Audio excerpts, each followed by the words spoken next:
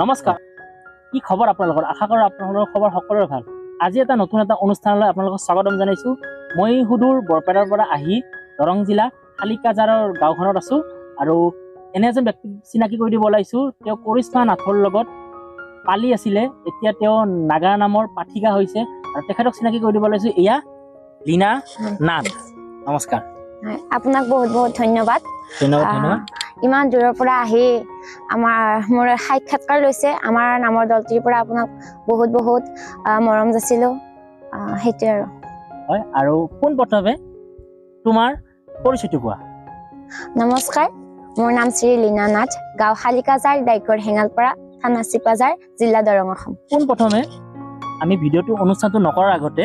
আমি তোমাৰ এটা নামৰ দিহা এটা শুনিব বিচাৰে আমাৰ ৰাইজে অ প্ৰিয়ে শুনা বচন প্ৰিয়ে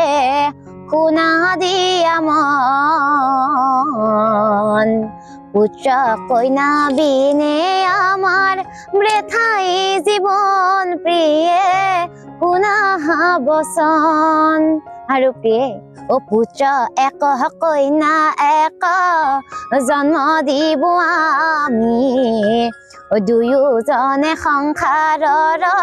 ৰাখিম নিয়ম নীতি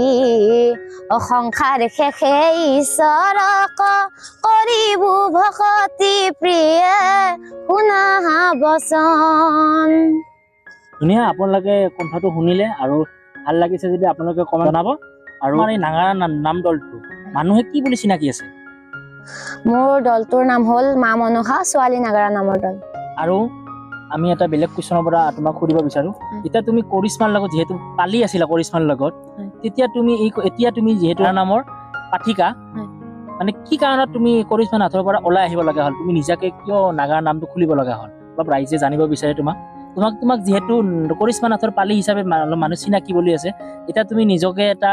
পাঠিকা হিচাপে পৰিচয় পালা তাৰমানে সেই হিচাপে তুমি কি কাৰণ ওলাই আহিলা প্ৰথম কথা হ'ল আমাৰ এইখিনিৰ পৰা মানে লাউজান হয়তো মোৰ ঘৰত দৰঙতে হয় দৰঙৰ লাষ্ট আৰু লাউজান যিহেতু আমাৰ ঘৰৰ পৰা দূৰ হয় লাউজান মানে কি দূৰ হয় আৰু 45 মিনিট মান লাগে আৰু সেইটোৱে আৰু মোৰ তেনেকুৱা লোক নাছিল ইয়াৰ পৰা যোৱা লোক নাছিল কোনো অকলে